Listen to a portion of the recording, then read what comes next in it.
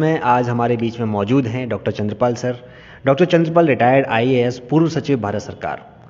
Sir, आपका जन्म ग्राम आनंदपुर में हुआ, झारखंड में। वहाँ पर आपने अपने पिताजी को 7 वर्ष की आयु में खो दिया। ये बहुत ही दुख की बात है। 7 वर्ष की आयु में पिताजी का साया अपने सर से उठ जाना, ये एक बहुत बड़ा दुखद हो जाता है, सोच के भी डर लगता है। फिर 8 साल 3 महीने में आपने प्राइमरी स्कूल में टॉप किया, मेरिट हासिल किया, स्कॉलरशिप मिली। फिर जूनियर हाई स्कूल हिम्मतपुर से आपने हाई स्कूल किया जी। फिर उसके बाद आपने रेलवे कॉलेज से इंटरमीडिएट किया, उसमें आपने फर्स्ट क्लास हासिल की, जो कि 32 साल का रिकॉर्ड आपने तोड़ दिया। आपने अपने क्षेत्र में कई ऐसे कार्य किए जिससे लोगों को बहुत मदद मिली और बहुत ज़्यादा सहायता प्राप्त हुई। शिक्षा के क्षेत्र में आपने कीर्तिमान स्थापित किया। अब फिर आपने बीएससी किया, फिर उसके बाद एमएससी किया, उसमें भी आपने टॉप किया। फिर आपने बहुत जल्द, बहुत कम उम्र में आपने लेक्चरर बन गए, 19 वर्ष की उम्र में। बताइए, तो ये कितनी ही महान व्यक्तित्व में आप एक गिने जाते हैं। तो आप अपने बारे में आज कुछ बता दीजिए जो शायद लोगों को ना पता हो और जो आप अपने दिल से कहना चाहें। अगली आवाज़ डॉक्टर चंद्रपाल सर की, आदर्श समाज न्यूज़ की प्रेजेंटेशन है ये, तो आप सब लोग जुड़े रहिए।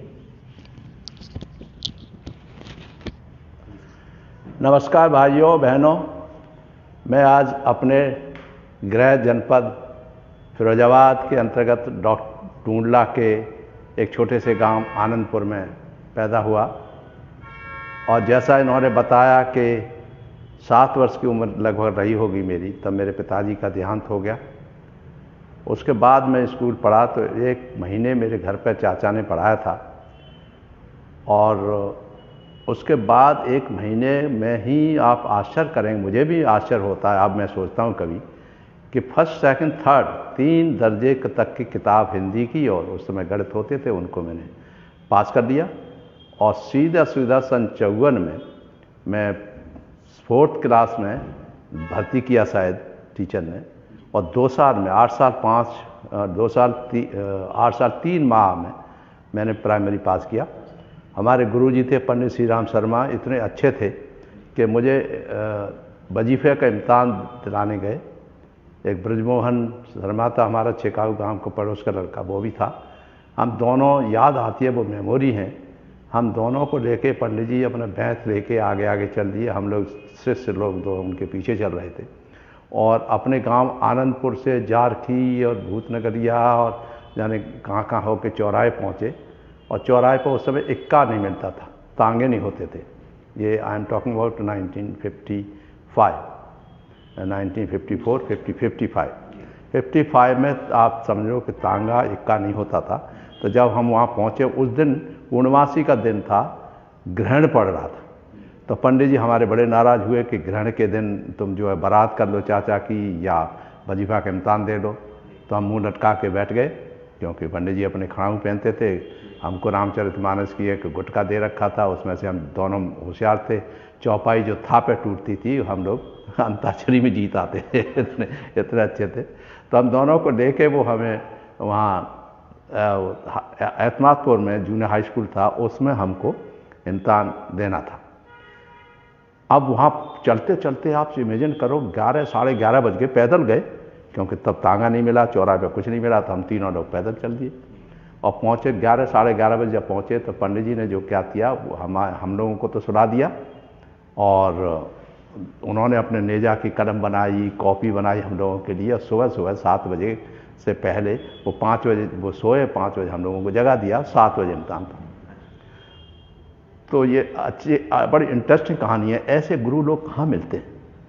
यानी ग्रहण के दिन कह देते तुम लेट आए हो, हम नहीं जा सकते, ग्रहण पड़ रहा है। पंडित लोगों का अच्छा वैसा होता है कि बड़ी कष्टदायक दिन है, फिर भी वो चले लेके आए, सिर्फ इसलिए क्योंकि उनका नाम भी होगा।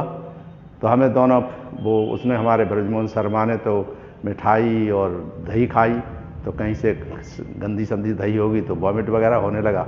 हम जो साथ में बिना कुछ खाए हुए इम्तहान दे आए। और इम्तिहान देने पर अपठित, हिंदी और गणित, ये 3 पर्चे होते थे और उसमें टॉप किया और जिले में शायद, और उसको हमें 6 रुपया महीना 6वां 7वां 8वें में छात्रवृत्ति मिली। तो 6 रुपया उस समय बहुत होते थे, 8 रुपया मन, मुझे याद है हमारे खेत का गुड़ होता था, उसे 8 रुपये में 1 मन गुड़ चला जाता था। तो 6 रुपये से हमें जो मिलता था उससे कभी जो आवश्यकता की घर के लिए भी जोड़ती थी, मदर जो हमारी काम करती थी वो था, तो उससे बड़ा फ़ायदा होता था। दूसरा, हमारी माताजी ने हमारे लिए भैंस रखी, तो भैंस का काम करती थी, साथ ही गांव वाली महिलाओं को उन्होंने चरखा चलवाना सिखाया और ख़ुद भी चरखा चलाती थी। तो चरखा चलाने से जो कपड़े मिलते थे गांधी आश्रम वाले, वो हम कुर्ता पजामा पहनते थे। ये खास बात है, मुझे याद है, इसलिए मुझे खादी से बहुत लगाव रहा। और जब MSME का सेक्रेटरी बना तो मैंने कत्तिन के जो तनख्वाह थी उसको फ़ौरन बढ़वाया कि ये तो बहुत कम है, इसको बढ़ाइए। और किसी ने कहा कि साहब महात्मा गांधी द्वारा बनाया हुआ फॉर्मूला है, तो मैंने गांधी जी को मरे को बहुत साल हो गए, अब तो आज की कीमत कत्तिन को देनी पड़ेगी। और उसकी वजह से 100% कीमत बढ़ाई थी कि 100% इनको जो आज मिल रहा है उसका 100%, यानी आई एम टॉकिंग अबाउट 2007 के डबल मिलना चाहिए। तो खादी करो KVIC भी हमारे सेक्रेटरी के अंडर थी, MSME का सेक्रेटरी थे, तो अंततः उसमें कुछ बढ़ोतरी हुई कत्तिन का गरीबों की। हमने कहा जो कपड़े हैं वो कपड़े, उस पर आप मालदारों को तो कमीशन देते हो और कत्तिन को कुछ नहीं देते, क्योंकि मुझे याद था अपने गांव के कत्तिनों का हाथ, गरीब थे, मेहनत करती थी, फिर भी उन्हें कुछ मिलता नहीं था। तो ये अपनी शुरुआत की कहानी शुरू हुई। उसके बाद जूनियर हाई स्कूल हिम्मतपुर में करीब आप समझो 3 घंटे लगते थे हमारे गांव से लेके, और 3 घंटे में हम पहुंचते थे हिम्मतपुर, और फिर वहां पढ़ के सबके साथ करके खेलते खालते 8वें में भी हमने टॉप किया था, 8th क्लास में। 8वां का हमें सर्टिफिकेट जिला पंचायत को, उस समय एग्ज़ाम अलग से एग्ज़ाम होते थे, जैसे हाई स्कूल को होते वैसे ये जूनियर हाई स्कूल को होते थे। इसलिए हमारे चाचा जी ने वहाँ हिम्मतपुर में पोस्ट किया, वो मतलब एडमिशन लिया, टूंडला पे नहीं किया, जबकि टूंडला नज़दीक था। फिर टूंडला से हाई स्कूल किया, हाई स्कूल के बाद इंटरमीडिएट रेलवे कॉलेज टूंडला से गया, और वहाँ पर हमारी रेलवे कॉलेज टूंडला में तो हम हॉस्टल में रहने लगे थे, 12 रुपया खाने में देने पड़ते थे और घी घर से लाते थे। तो वो, मगर वहाँ पर हमारा कैरियर जो है वहीं से बना। वहाँ पर जो हमारे गुरु लोग थे उनको मुझे एक तरह से मैं भगवान की तरह अभी भी मानता हूँ। एक पंडित दूधनाथ मिश्रा जी थे जो केमिस्ट्री पढ़ाते थे, तो केमिस्ट्री में मैं इतना होशियार था, यहाँ डॉक्टर SML गुप्ता थे, वो भी जानते थे, हमारे प्रोफेसर रहे आगरा कॉलेज में बाद में। वो कहते थे चंद्रपाल आप इमेजिन करो कि प्रैक्टिकल एग्जामिनेशन में मुझे BSc में 49 आउट ऑफ 50 मिले थे। उन्होंने कहा you will get 48 if not 49, but I got 49। मतलब कोई भी सवाल जो होता था, सारे लड़के जो इम्तिहान दे रहे थे उन सब का किसी को नहीं आता था, वो एग्जामिनर बाहर का होता था, मुझे आके पूछता था, और मैं पढ़ाता भी था। जहाँ जब होता था तो SML गुप्ता साहब थे हमारे, बहुत विद्वान थे केमिस्ट्री के, तो मैं उनको कहता था मैं सर ये इक्वेशन छूट गया। मुझे याद है कि वो हमारा एक इक्वेशन होता था रोजे-माउंट्स रिएक्शन, तो मैंने उनके कान में फंसाया। दूसरे दिन वो कहते थे कि भाई ये रोजे-माउंट्स रिएक्शन लिख लो, चंद्रपाल ने बताया है। तो मुझे गर्व है होता है कि इतने अच्छे टीचर मिले जिन्होंने मेरा बहुत आगे बढ़ाया। टूंडला में जो रहा उससे सारे के सारे लोगों ने सिफारिश की आगरा कॉलेज आगरा में कि हमारा बहुत ही ब्रिलियंट लड़का आपके यहाँ एडमिशन लेने आ रहा है, उसको ध्यान रखिएगा। तो वहाँ से शुरुआत होती है। BSc पार्ट 1 में जब मैं एडमिशन लेने खड़ा हुआ तो आश्चर्य होता है, मुझे अभी भी लगता हूँ, वही कुर्ता पजामा और टायर की 1-1.5 रुपये की चप्पल, उसे पहन के मैं खड़ा हुआ था लाइन में, और झोला वो गांधी आश्रम का जो होता है जिसमें अपने का वो मार्कशीट वगैरह थी। तो लड़के तो बड़े बड़े होते थे। मैं 15 साल 3 महीने का मुश्किल से मैंने किया था उसमें इंटरमीडिएट। तो 15 साल 3 महीने में इंटरमीडिएट करने पे ये लोग कहते थे छोटा ही सा था, तो लड़के जो होते थे बड़े वो कहते क्यों खड़े हो ये मतलब क्यों खड़े हो तो हमने कहा भाई हमें एडमिशन लेना है BSc पार्ट 1 में। उन्होंने कहा क्या इंटरमीडिएट कर लिया? मैंने हाँ भाई कर तो लिया ही। कि क्या परसेंटेज है? मैंने भाई मैं टॉपर हूँ। पहले तो ठीक से रहो, टॉपर हूँ, तुम्हारे कुछ नहीं है। मेरा एक साथी था वो हम लोग साथ साथ टूंडला पढ़ते थे। सुब्रत कीर्तिकर बेचारे के यहाँ दयाल बाग में ही हैं, उसके पैरालिटिक हो गया, बहुत ही ब्रिलियंट था। उसने मुझे 9th में बताया था कि चंद्रपाल मैं इंजीनियर बनूंगा और तुम IAS बनोगे, आप इमेजिन करो। मेरा साथी अभी भी मैं बहुत प्यार करता हूँ उसे, बेचारे को मैं देखने जाता हूँ। डॉक्टर LP गुप्ता हैं प्रोफेसर, उनका वो साला लगता है, वो भी प्रोफेसर आगरा कॉलेज के रहे थे, तो उनके मिलने जाता हूँ कभी कभी। सुब्रत कीर्तिकर यहाँ पर एक वो थे बहुत अच्छे, उनकी लड़की की शादी हुई थी, तो सुब्रत कीर्तिकर तो अमेरिका से उसने डबल M.Tech किया। या आप समझ रहे हो, उसने जो बात कही कि सही है, वो रुड़की यूनिवर्सिटी से इंजीनियरिंग किया और मैं इंजीनियरिंग नहीं जा सका क्योंकि मेरे पास मैं 15 साल 3 महीने में इंटरमीडिएट किया था, उस समय 16 साल कम से कम चाहिए था। तो हमने BSc में पार्ट 1 में यहाँ एडमिशन आगरा कॉलेज में लिया। आगरा कॉलेज में एडमिशन लेने के लिए 100 रुपये नहीं थे, ये बात इंपॉर्टेंट बताना चाहता हूँ लोगों को। 100 रुपये मेरे पास नहीं थे कि मैं डायरेक्ट एडमिशन ले सकूँ, तो मैंने सिस्टर से 100 रुपये लेके एडमिशन लिया था। उसमें 30 रुपये उसकी फ़ीस लगती थी, कॉलेज की फ़ीस, और 60 रुपया जो है हॉस्टल में एक महीने का खाने का, और 10 रुपया हॉस्टल की फ़ीस लगती थी। तो 10 रुपया हॉस्टल की फ़ीस लेके टॉमसन हॉस्टल, ये चौराहे पे बना हुआ राजा मंडी, उसमें हमारा एडमिशन हुआ था। तो यहाँ हम रह करके 4 साल फिज़िक्स मतलब BSc और MSc यहाँ से किया था। तो एक जीवन की वो ऐसी दुखद और सुखद दोनों कहानियाँ हैं जो मुझे बहुत अच्छी लगती हैं कहने में, बताने में। मैं बताता रहा हूँ जीवन भर, जिससे कि हमारे नवयुवक लड़के जो हैं वो प्रोत्साहित हों, सुने कहानी कि ऐसा भी हो सकता है क्या, है कि बिना किसी के साधन के, बिना किसी पैसे के। अब आप आगे आश्चर्य करोगे तो जब ये हुआ, चुनाव में खड़े हो गए तो एडमिशन तो ले लिया। अब ये चिंता ये हो रही थी कि 1 महीने के बाद क्या होगा, कहाँ से आएंगे 60 रुपया महीना।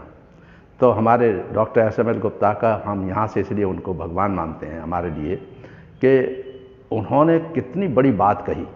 जब राउंड लेने आए थे तो जो यहाँ पर हमारे उनके साथ जो थे, वो बाद में प्रिंसिपल बने आगरा कॉलेज आगरा के, वो भी थे। तो उनके साथ में राउंड पे ले रहे थे, तो मैंने अपना बनियान पहन के स्लेट पे लिख रहा था केमिस्ट्री वगैरह। तो उन्होंने देखा कि ये कौन लड़का अभी से जुलाई के महीने में बड़ी मेहनत कर रहा है, तो पूछने लगे। फिर हमने जैसे नाम बताया तो डॉक्टर SML गुप्ता साहब कितने अच्छे थे, अभी भी हैं शायद, मैं जाता रहता हूँ, अभी नहीं इधर जा पाया इसकी वजह से। और उन्होंने पूछा कि बेटे तुम्हारे पिता का काम क्या नाम था। तो मेरे पिताजी स्वतंत्रता सेनानी रहे थे, बैनी राम जी, वो सेंट जेम्स कॉलेज में इनमें शायद पढ़े थे साथ साथ। तो उन्होंने छूटते ही कहा, अरे बेटे वो भी टूंडला के रहने वाले हैं, डॉक्टर SML गुप्ता टूंडला के रहने वाले हैं।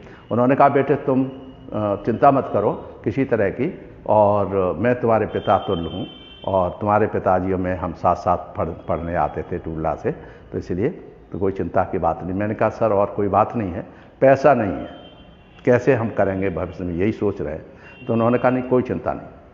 अब हर महीने 60 रुपया खाने का लगता था, मेस का। उसको देने के लिए मेरे पास तो कंटिन्यूस सोर्स तो था नहीं।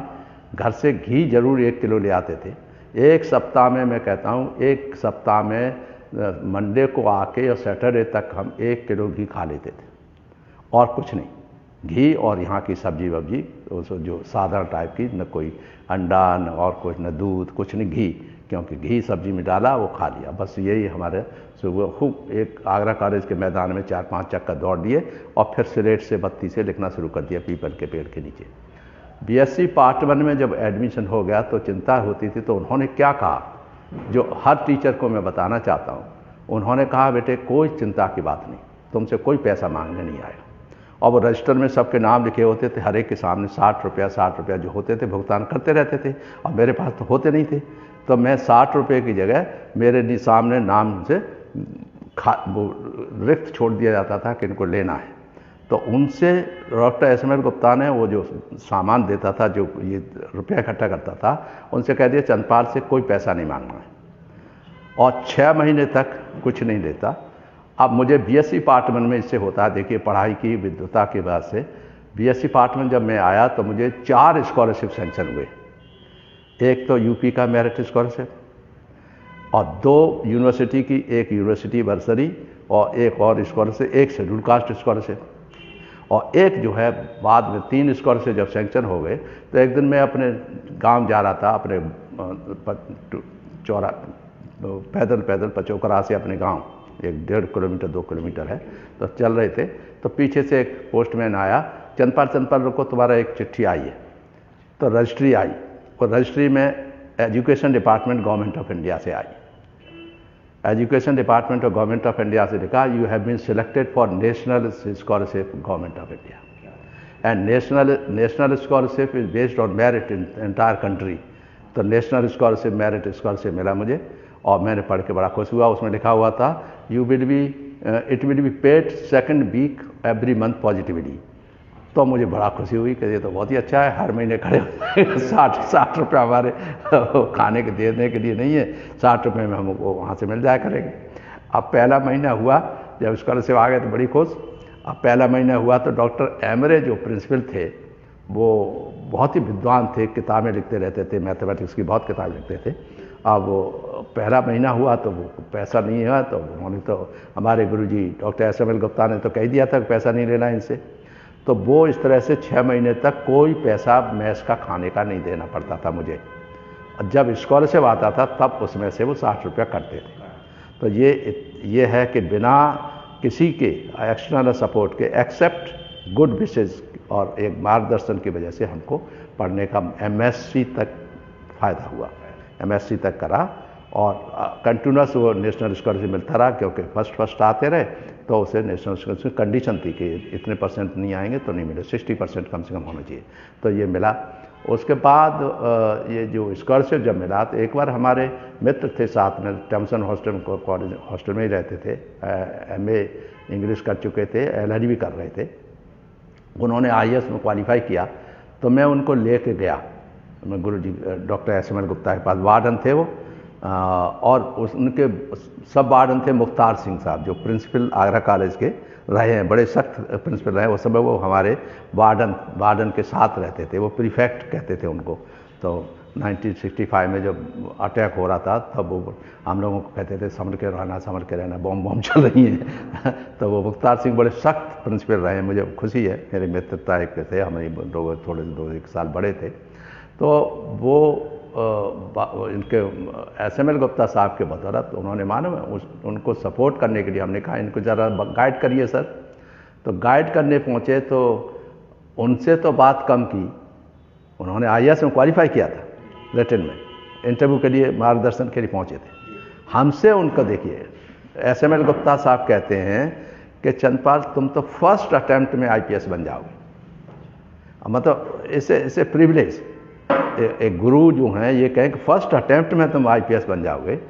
तो मैंने कहा सर मैं तो इंग्लिश पढ़ना नहीं हूँ, मैं तो फिजिक्स केमिस्ट्री मैथमेटिक्स जानता हूँ, इंग्लिश में पढ़ा नहीं हूँ, तो कैसे, और जनरल नॉलेज कुछ है नहीं, न तो कैसे बन जाएंगे, नहीं देखना तुम।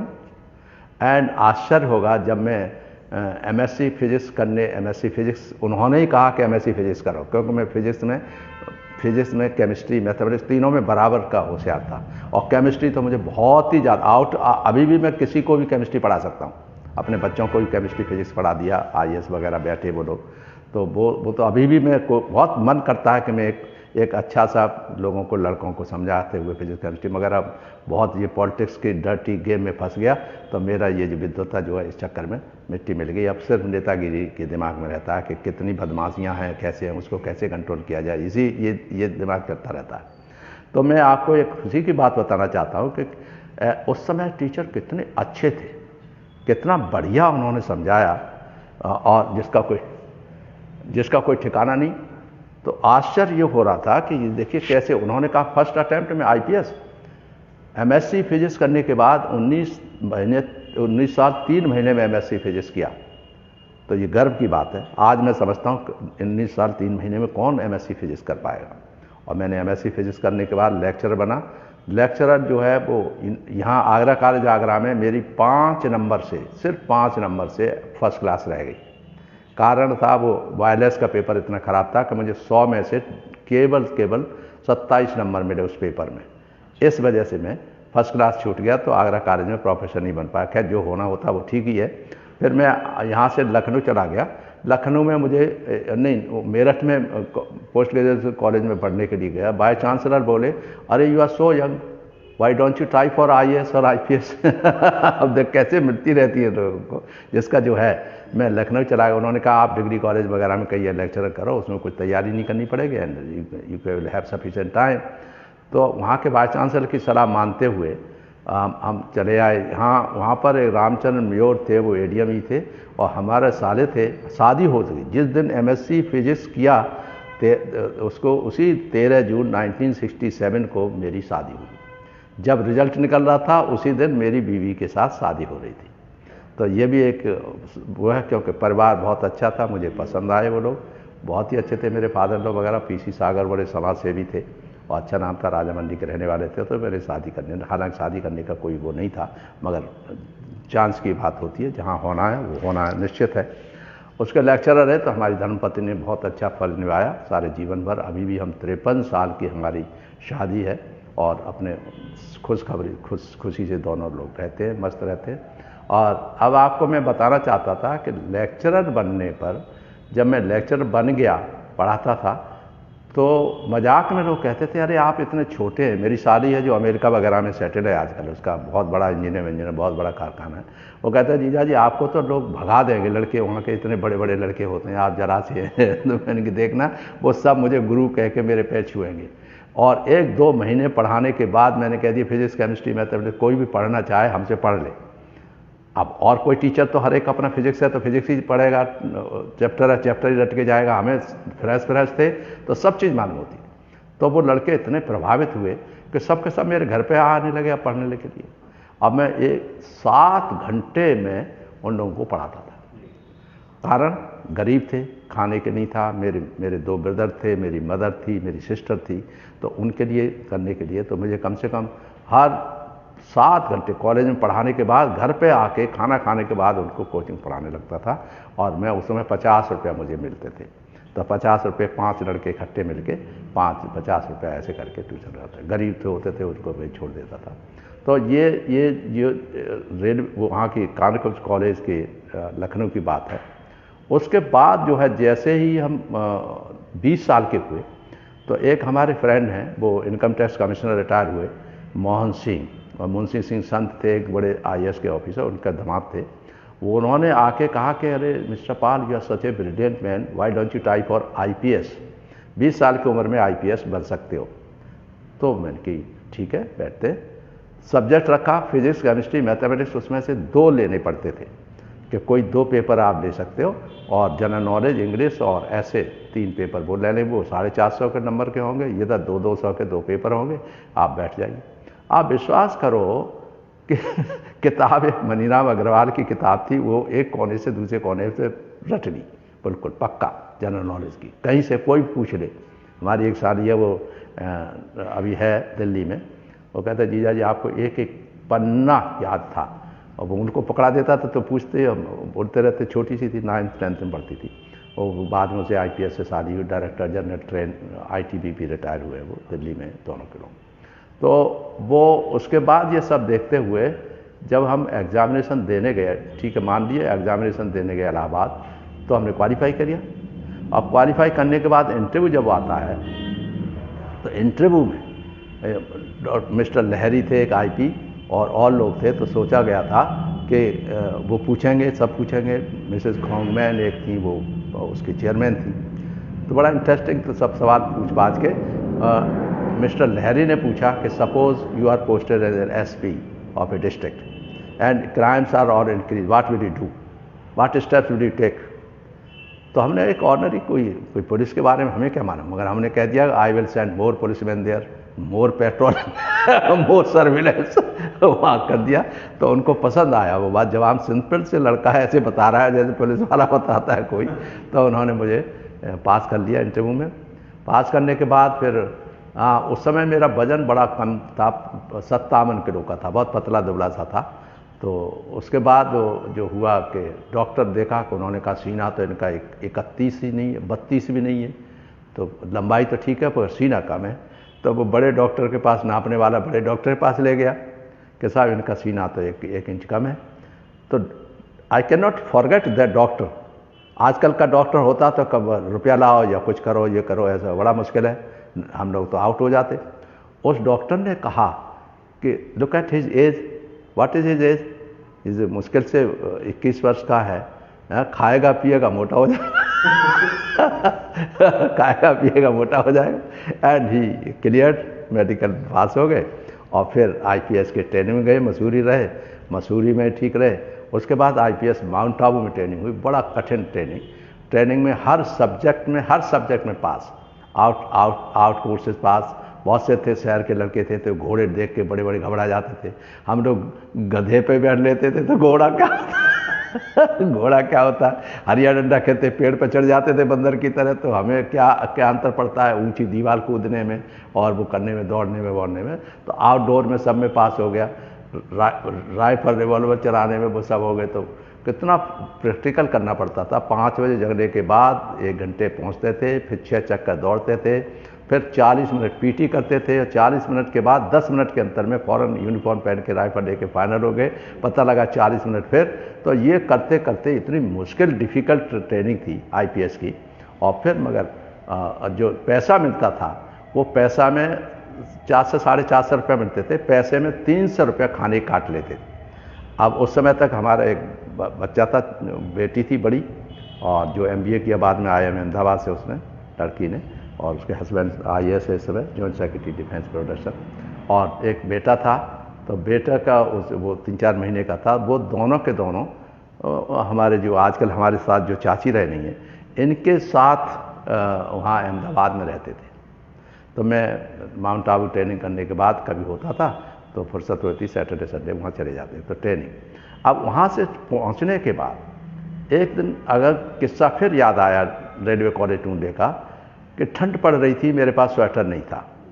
यूँ हाथ में यूँ करके यूँ कर लेते हैं ना जाड़े के, यूँ करके एनसीसी की शर्ट थी उसको पहन के चल रहा था सड़क पे। तो वो मिल गए, गुरुजी चंद्रपाल कैसे हो, क्या परेशान? में कुछ नहीं सर, ठीक है, फर्स्ट क्लास हॉस्टल में। नहीं ऐसा है, तुम दिख रहे हो कि ठंड लग रही है, ये हुआ है जो। तो फिर उन्होंने अपना किस्सा सुनाया। मिस्टर DN मिश्रा, दूधनाथ मिश्रा, वो गोरखपुर के रहने वाले थे।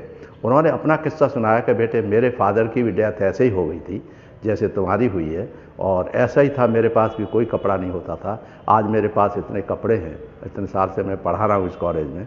आज ज़्यादा ठंड लगती है, उस समय तो कुछ पता नहीं चलता था। और मैं ट्यूशन पढ़ाता था। उन्होंने कहा मैं ट्यूशन पढ़ाता था और हॉस्टल से निकल के ट्यूशन नहीं पढ़ने देते थे, तो रजाई का वो बना के चले जाते थे, कोई देखे तो नहीं मान पड़ा सो रहा है, मगर वो वास्तव में ट्यूशन पढ़ाते थे। इतने गरीब थे वो। तो उनकी भावना से हमें बहुत मोटिवेट हुए।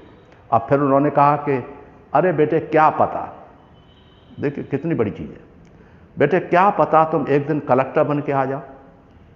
तो अरे मैंने कि सर वो इंटरमीडिएट के बाद मेरा पढ़ना बड़ा मुश्किल है, इंटरमीडिएट की बात है, बैक से स्टोरी कर रहा हूँ। मैंने मेरा पढ़ना बड़ा मुश्किल है, मुझे कोई ना कोई नौकरी चाहिए, कि नहीं तो फिर क्या हमारी मदर कह रही है जल्दी से शादी कर लो। ज़्यादा शादी तो खैर नहीं हम करेंगे अभी, मगर खाने के लिए कुछ ना कहिए। तो मैं सैटरडे के दिन, वो मतलब गर्मियों में, चला के आगरा के कुछ एडीएम वेडीएम हों उनके लड़के, तो हमारे गुरुजी थे समाज के जो टीचर थे वहाँ रेलवे कॉलेज में, डॉक्टर KC दास, वो आजीवन में उनको बहुत सम्मान करता हूँ। सामाजिक और क्रांतिकारी बातें सब उन्होंने मुझे सिखाई हैं। वो 13 बार जेल गए थे डॉक्टर लोहिया के उसमें। तो इसलिए वो, और मैंने देखा अपने घर पे वो सारे बच्चों को फ्री नंगे बैठ के फ्री पढ़ाया करते थे, एक पैसा किसी से नहीं लेते थे। वो ऐसे सज्जन थे, और 4-5 विषय में MA थे, PhD कर ली उन्होंने, लॉ थे। तो वो मेरे गुरु, उनको मैं सामाजिक गुरु मानता हूँ, डॉक्टर KC दास। तो वो हमारे साथ बहुत काम करे उनको। तो वो उनके साथ करके हम जो हैं जब हो गए यहाँ, तो जब IPS के होने के बाद हम केरला पहुँचे, तो केरला में हमने जैसे सैल्यूट मारा तो IG साहब M गोपालन थे, बड़े ईमानदार। उन्होंने कहा हाउ ओल्ड आर यू? मैंने सर आई एम 21 एंड एक साल और हो गया 22 हूँ। 22 हूँ सर, हाँ 22 करीब। You are so young, I was told you are married. मैंने यस सर, मैं नॉर्थ इंडिया में सर शादी MSc के बाद बड़ा मुश्किल था, मदर मानी नहीं, और हमको अच्छे वो मिल गया। Anyway I will not post you out, again देखिए गुड लोगों की, I will not post you out of Trivandrum Trivandrum Kerala cadre alert हुआ था, I will post you here only so that you can be comfortable, you have come all the way from north India, वहाँ जहाँ ठंडा है, दिसंबर के महीने में वहाँ पहुँचे थे, यहाँ गर्म है, सो दैट यू कैन एक्टिवाइज और समथिंग। तो I can not forget that gentleman, बहुत ही अच्छे थे, बहुत प्यार करते थे मुझे।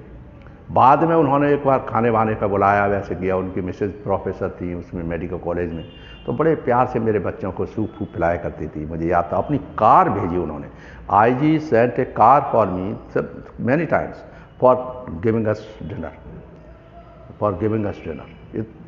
इतने पसंद थे। उनका लड़का IAS बना बाद में, 73 बैच का, हमसे 1 साल जूनियर है, केरला में रिटायर हो गया, बालू गोपाल। तो वो गोपालन साहब से जो ईमानदारी सीखी वो बहुत ज़बरदस्त थी, एंड डायनेमिज्म।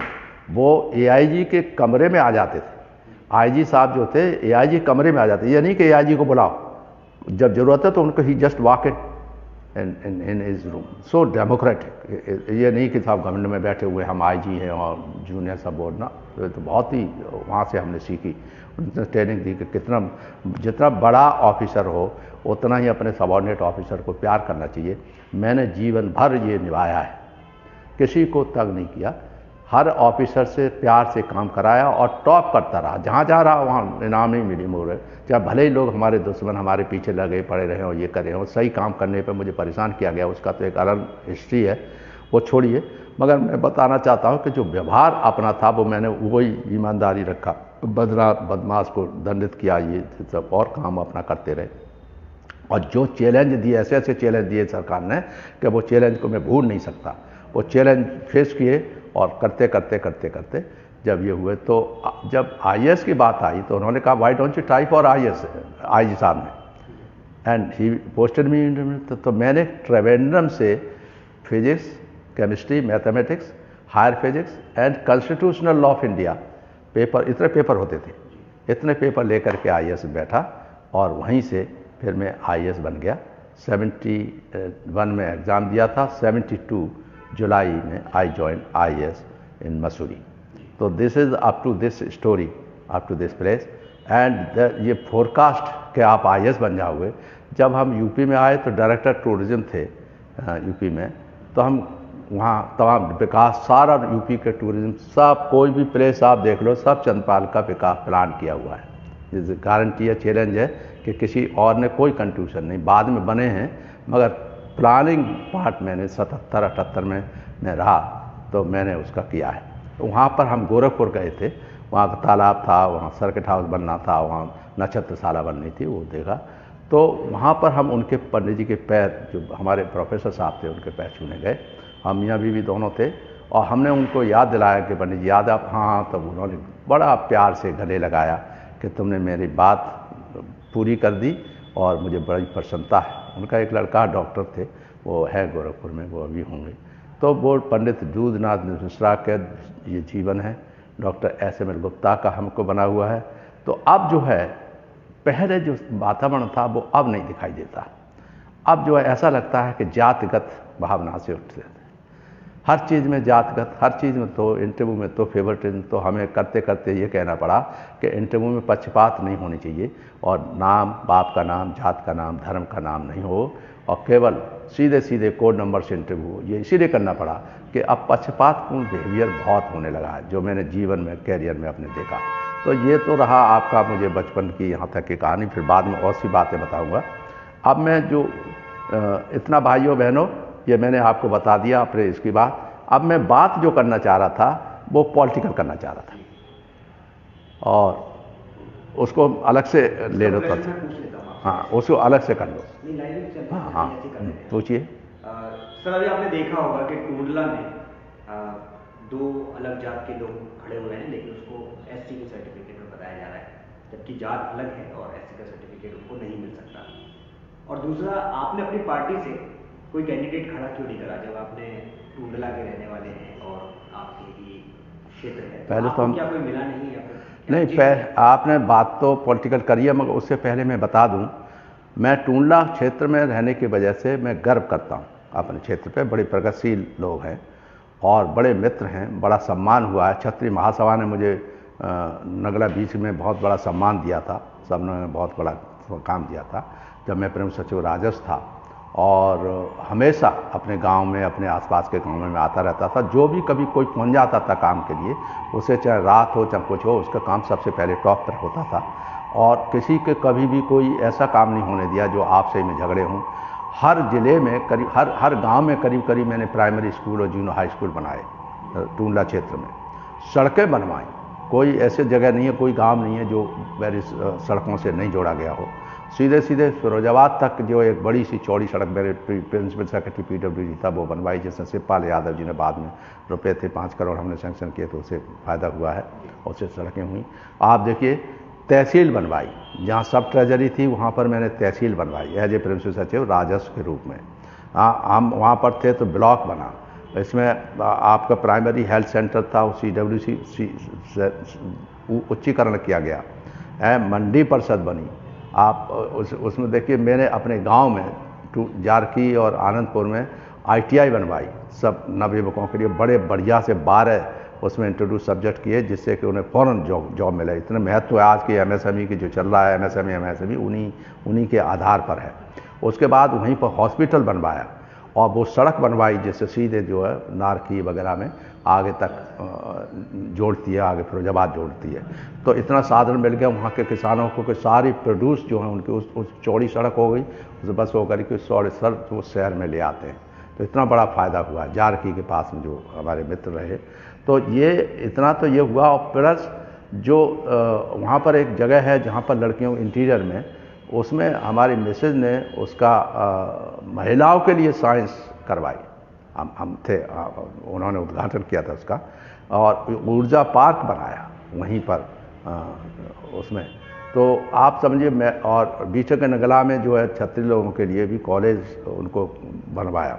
सबसे बड़ी चीज़ है जहाँ मैंने हाई स्कूल किया, Thakur Veer Singh higher secondary school, उसको महाविद्यालय बनाने के लिए वहाँ के लोग घूम रहे थे। तब मैं स्पेशल सेक्रेटरी एजुकेशन था सेक्रेटरीट में। तो मैंने कहा कहाँ घूम रहे हैं आप लोग? नहीं साहब, ऐसा है हमारा जो स्कूल है उसको हम डिग्री कॉलेज बनाना चाहते हैं, कोई परमिशन नहीं दे रहा। मैंने कोई बात नहीं, कि 4 बार रिटर्न रिजेक्ट हो चुका है। मैंने कहा अब मैं यहाँ स्पेशल सेक्रेटरी एजुकेशन हूँ और मैं आज ही उसमें शायद बैठक होगी और आपका प्रस्ताव नहीं होगा, तब भी मैं कहूँगा ये मेरा स्कूल है और मेरा स्कूल होने के नाते मैं इसको आज, जब तक पहले इसको पास करिए तब आप दूसरों का लेके। तो मैंने कि इतना मुझे गट्स है, मुझे याद है कि कोई भी वाइस चांसलर मेरी इस बात को मना नहीं कर सकता, और committee has to approve. And committee ने फौरन महाविद्यालय स्वीकृत कर दिया। तो मुझे गर्व है इस बात का कि ठाकुर वीर सिंह जो हायर सेकेंडरी स्कूल था उसको महाविद्यालय बना दिया। मगर मुझे दुख इस बात का है, ये जातीयता का रंग यहाँ से दिखता है, क्योंकि वो जाट चौधरियों का स्कूल कॉलेज है। मुझे उसके बाद उन्होंने कभी भी सम्मानित नहीं किया, कभी बैठक करने के लिए मौका नहीं दिया। ये कष्टदायक कष्ट यहाँ से शुरू होता है, पीड़ा होती है। यानी यहाँ समझो इतना सब होने के बावजूद भी, यानी उसको ज़िले को, फिरोजाबाद जनपद को आइडियल ज़िला बनवा दिया। उसे आइडियल ज़िला मैंने प्रिंसिपल सचिव राजस्थान में नहीं, आइडियल ज़िला। तमाम ट्रेनिंग ITI जैसे खुल गई, ITI कॉलेज खुलवाया, वो सब और तो सब है ही। और प्लस कई बार जा के लोगों को मार्गदर्शन किया लेबर लॉज के बारे में, उनके बारे में हमेशा करते रहे। कोई भी कभी भी पहुंच गया या टेलीफोन भी कर दिया तो उसके समस्या का समाधान मैंने फ़ौरन किया एज एन IAS ऑफिसर। उस समय जनरली लोग गांव में जाना भूल जाते हैं, बुक करने जाते हैं, मगर हमने ऐसा नहीं किया और उदाहरण देते थे। कल्याण सिंह वगैरह ने, एक बार चीफ मिनिस्टर थे, किसी ने कहा कि साहब इन्होंने अपने जाके फाउंडेशन डाल दिया। एक चक था कोई MLA, वो उसने जो है जाके शिकायत की कि साहब चंद्रपाल साहब ने तो फलाने गांव में जूनियर हाई स्कूल का फाउंडेशन डाल दिया। फाउंडेशन IAS ऑफिसर नहीं कर सकता, MLA कर सकते हैं। तो कल्याण सिंह ने, मुझे याद है, मुझे बुलाया, चीफ मिनिस्टर थे, तो वो चक जो अपना सफारी पहने बैठा हुआ, मैं जानता ही नहीं था कौन है क्या है। तो उन्होंने कहा कि आप इनको पहचानते हो? मैं तो नहीं जानता कि ये आपके क्षेत्र का MLA है। तो मैंने, मुझे तो पता नहीं भाई, क्या बताइए क्या बात है कि आपने ऐसे किया। तो कल्याण सिंह बोले कि तुम MLA तुम हो, तुम्हें अपना ड्यूटी निभानी चाहिए। तुम्हारी जगह चंद्रपाल साहब ने कर लिया था, तुमको जलन हो रही। तो उन्होंने क्या कर लिया इसमें? उन्होंने तो अच्छा है, उससे ज़्यादा तो कोई कर ही नहीं रहा पूरे क्षेत्र, अपने क्षेत्र के लिए, जैसा चंद्रपाल ने कहा। ये कल्याण सिंह के गवर्नर हाउस में बैठे हुए थे, गवर्नर ऑफिस में बैठे, स्पीकर ऑफिस में बैठे हुए थे, वहाँ पर कहा तब वो चक बाएं दाएं करता रहा, जाके उनसे चंद्रपाल साहब से दोस्ती करके काम करो कल्याण सिंह ने तो ये वो चक को मालूम है कि डांट पड़ी उस पर, यह कर दिया। तो मैंने वो जहाँ भी मैं सड़क बनवाता था मेरा नाम होता था, वो अपना नाम तोड़ के मेरा अपना नाम लिख लेता था। हाँ, तो ये लोगों को नहीं पसंद आया। फिलहाल उसके बाद वो हमको कोई टूंडला से, ये तो अपने क्षेत्र के लिए सबको गर्व होता है कि हम अपने क्षेत्र का ये बनाएंगे, ये कराएंगे। और माननीय मुलायम सिंह यादव जी के वो देखते हुए कि उन्होंने सफाई को जाने कहाँ जिला बना दिया, क्या क्या कर दिया, तो हमारे भी अरमान थे कि टूंडला के लिए हम उसको कम से कम जिला तो बना ही लेंगे, ये सब अरमान थे। इसी बीच में ये हुआ कि माननीय मुलायम सिंह यादव जी के शिवपाल यादव जी ने, हम प्रमुख सचिव राजस्व थे कि भाभी जी को, मतलब वो भाभी जी कहते हैं, भाभी जी को जो वहाँ से टूंडला से लड़ा दीजिए। तो टूंडला से लड़ाने की जब बात आई तो 4 महीने तक हमने कहा कि हमारा ट्रांसफ़र कर देंगे। राजनाथ सिंह चीफ मिनिस्टर थे, मैंने जैसे ही हम मिसेज वहाँ जाएंगी और उनका ट्रांसफ़र हो जाएगा।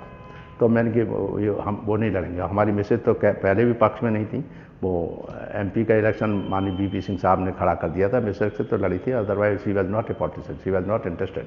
फिर कहने के वो 4 बार शिवपाल यादव जी हमारे घर पे आए लखनऊ में और उनका भाभी ये लड़ा दिए। जैसे ही वहाँ गई और मेरा ट्रांसफ़र हो गया, प्रमुख सचिव राजस्व से राजनाथ सिंह ने ट्रांसफ़र कर दिया बिना पूछे बिना मतलब के। तो हमने तभी, उन्होंने जब हमें रिटायरमेंट के बाद ऑफ़र दिया कि चंद्रपाल तुम हमारे पार्टी से आ जाओ, आगरा से MP बन जाओगे, मैंने, आपने भी हमें धोखा दिया था, आपने भी न्याय नहीं किया, इसलिए मैंने कि बिल्कुल आपकी पार्टी में नहीं आ सकते। ये बड़ा साफ साफ है, सबको मालूम है, उनको मालूम है राजनाथ सिंह को, कि हमने बिल्कुल मुंह पे कह दिया, मैंने ये संभव नहीं है कि अन्याय करने वाले लोगों के साथ मैं नहीं हो सकता। आपने पूछा तो होता कि आखिरकार मैंने कुछ रोल मेरा रहा है, कुछ रहा है। अरे भाई इंडिपेंडेंट है, वो नेतागिरी करने लगे तो नेतागिरी करेंगे, हमने तो नहीं कहा था। यानी फिलहाल वो जो वहाँ से 4 महीने तक वो टूंडला क्षेत्र में बिमला घूमती नहीं और समाजवादी पार्टी का झंडा लेके घूमती नहीं। और पता लगा बाद में, मुझे बताया गया कि रामीलाल सुमन और इसने SP सिंह बघेल, ये दोनों के दोनों समाजवादी पार्टी में थे। इन्होंने दोनों ने दबाव डाला और माननीय मुलायम सिंह यादव जी को एक मीटिंग में वो उनसे दबाव डलवा के बिमला के टिकट को कटवा दिया। बिमला बाद 4 महीने काम करने के बाद उन्होंने समाजवादी वाले की पार्टी के लिए वो करवा दिया, दूसरे को दिखवा दिया कोई संखवार, वो जीत गया, ये बेचारी रह गई। अब उसके बाद BSP के लोग देखो, BSP का कोई आदमी था जो अध्यक्ष था, जब टिकट कट गई तो आया वहाँ पर बिमला जी के पास कि भाई हमसे टिकट ले लीजिए, हमको 8 लाख रुपए चाहिए। तो बिमला ने मुझे टेलीफोन किया कि कोई आया है BSP का, वो कहता है हमें 8 लाख रुपए दे दो तो हम टिकट दे दें। तो मैंने कि तुम कहो 8 लाख जूते मारेंगे, ऐसे ही मेरे मुंह से निकला। मैंने 8 लाख जूते मारेंगे हम कोई नेता जो टिकट फिकट खरीदने वाला हूँ वैसे नहीं है। मैंने ज़रूरत पड़ेगी जनता वहाँ की तो आएगी। तो सारे जनता के लोग मुझसे मिलने आए थे और कहा कि साहब हमें कोई मतलब नहीं है, हमें तो मैडम से मतलब है, कैंडिडेट को तो। मगर वहाँ भी जनता ने हरा दिया। उसके बाद फिर दूसरी सीट लड़े, तब भी बिमला घूमती नहीं गांव में वहाँ पर, जैसे कि हम कमाने के लिए पॉलिटिक्स कर रहे हैं। अब यहाँ पर महसूस होता है कि ये सब जो है जाति वाले लोग हैं, जातीयता की वजह से। उसका कारण हमने देखा, कारण क्या, हमको भी हराया, आगरा से 3 बार MP हराया। तब हमारे जो गुरुजी LP गुप्ता साहब थे, उन्हीं को बता रहे थे कि वो और एक इनको हमने पद्मश्री दिला दिया था, डॉक्टर थे सिंह साहब, है ना, यहाँ पर यहीं दयालबाग में रहते हैं। उनको वो गए उसमें एक गांव है उनका गांव है सैमरा गांव में गए, वहाँ पर तमाम भीड़ थी। और उसके बाद 2009 में इलेक्शन इंडिपेंडेंट जब लड़ा था तो वहाँ लोगों ने बड़ी तारीफ़ें की कि साहब ये है, क्योंकि जो गुरुजी तो हमें जानते ही थे, तो उन्होंने जाके कहा वो तो बहुत अच्छे थे, ये था वो था। तो सारे लोग तारीफ़ करें। एक आदमी सूखा से, उन्होंने ही बताया मुझे, LP गुप्ता साहब ने ही बताया, वरिष्ठ साहब के साथ देखो, एक आदमी खड़ा हो गया और खड़े होकर कहता कि मैं फलाना चौहान हूँ, और ठीक है, बहुत अच्छी बात है, ये तो सब ठीक है, मगर वो वास्तव में जाटव तो हैं। अब इसका कोई इलाज नहीं, जाटव हैं तो हम वोट नहीं देंगे। तो अब मैंने एनालिसिस ये कर लिया कि देखिए भाई, हम जाटव हैं, वो तो अब पैदा हुए होते तो चेंज नहीं किया जा सकता। जाटों ने कहा कि साहब आपने हमें आरक्षण दिलवा दिया है, आप या तो फिर बात ड्रॉप कर लीजिए या हम जोड़ दें। एक मीटिंग में आए थे जाट महासभा के लोग, अध्यक्ष थे और बोल रहे थे ये पचकुनिया का उसमें, तब हमसे कहा मैंने भैया अब जात पात तो नहीं बदल जाए मगर मैं तुम्हारे साथ हूँ, मगर तुमसे यही अनुरोध है कि तुम आरक्षण तुमको हमने दिलवा दिया, हमने बोला था तभी कि आरक्षण जाटों को ही मिलना चाहिए, तो मिल गया और भाई जीवे की बात है मिल गया। जब बोले तो उसके बाद उसके प्रभाव शुरुआत वहाँ से तो मानते हैं जाटो चौधरी लोग, बहुत सम्मान करते हैं। तो उसके बाद जो है वो बिल्कुल साफ साफ रहा, वो उसे वोट नहीं दिया। तो अगर ये बात है तो आप लोग जब वो कहते हैं जाटव, तो जाटव तो ठाकुर और ये जो लोग हैं वो वोट इसलिए नहीं, ब्राह्मण तो वोट देगा ही नहीं, क्योंकि हम तो हमेशा ऐसे हैं, जबकि हमको तो जीवन में किसी ब्राह्मण को परेशान किया नहीं, न किसी को परेशान किया, तो हम तो हमेशा हर एक के पक्षधर रहे हैं, सर्वजात संभाव वाले रहे हैं। सब सारे स्टूडेंट डेज में तो हम लोग, हमारे ही सब लोग आके हमसे पूछा करते थे, सबसे होशियार हम ही थे, तो हम हमारे से आके हॉस्टल में रहते थे, सब आके पूछते थे कि हमें नोट चाहिए, वो करनी। मैं तो नोट नहीं लिखता, मैं स्लेट पे लिखता हूँ, दिमाग में लिखता हूँ, मेरे पास कोई नोट वोट नहीं है, किताब तक तो होती नहीं थी मेरे पास, तो कैसे करें। तो भाई ये जो बात जो आई है, अब हमने एनालिसिस किया, सवर्ण लोग तो अब लोगों की दूसरे लोगों की करतूतों से सवर्ण लोग और अनवर्ण लोग, शुरुकास्ट के लोग, ओबीसी माइनॉरिटी, इनमें सब में अलग बात हो गई है। अब हमारा कोई दोष न होते हुए हम भी उसी लपेटे में आते हैं कि साहब हमको सवर्ण वोट तो देता नहीं, क्योंकि यहाँ पर देखा होगा आपने, कॉलोनी जिसका मुख्य कमला नगर में रहता हूँ, यहाँ सारे वैश्य और मित्तल अग्रवाल फलाने रहते हैं, वो कभी अपने किसी फंक्शन तक करने नहीं बुलाते। तो क्यों नहीं बुलाते? अरे भाई हम एमएससी है, हमने बताया, हम पीएचडी है, हम डीलिट है, इतना सा और इतने साल का 41 साल का आईपीएस आईएएस का अनुभव है, उसके बावजूद भी आप सम्मान नहीं कर सकते। इसका मतलब छोटापन है, ये जो सिर्फ जात के आधार पर छोटापन है। अब की बार इलेक्शन लड़े थे तो हमारे लोग गए थे प्रचार करने, तो कहते हैं साहब बीजेपी को तो कोई कुत्ता भी खड़ा कर देगा उसको वोट देंगे। तो व्यापारियों को बहुत फ़ायदा होता है, और नरेंद्र मोदी जी व्यापारियों को फ़ायदा कर ही रहे हैं। आजकल ये भी है, उन्हीं के लिए है, उन्हीं के लिए ये सरकार, तो भाजपा सरकार तो केवल मालदारों के लिए है और किसानों का गला काट रही है, गरीबों को गला काट रही है। क्या सरकार है ये? सिर्फ वो मालदार लोगों को इंडस्ट्रियलिस्ट की सरकार है। तो ये सिद्ध हो गया। तो अब तो अजीब सा लगता है कि ऐसे में कैसे सिर्फ जातीयता का युद्ध है, राजनीतिक अपराधीकरण का युद्ध है, प्लस धनबल बाहुबल वालों का युद्ध है। कोई मेरिट की बात नहीं, कोई काम की बात नहीं, किसी की बात नहीं, है ना, जात की बात है। अब आप देखिए टूडला क्षेत्र की जो बात कर रहे थे, सबसे खराब बात यह है कि यहाँ से आगरा से एसपी सिंह बघेल को एमपी का टिकट दिलाया, सिर्फ फर्जी सर्टिफिकेट के आधार पर, और 1.5 साल से वो एमपी बना, उससे पहले एमएलए बना हुआ था। अब उसके बाद कई बार हम प्राइम मिनिस्टर को लिख चुके हैं, मंत्री से बात कर चुके हैं।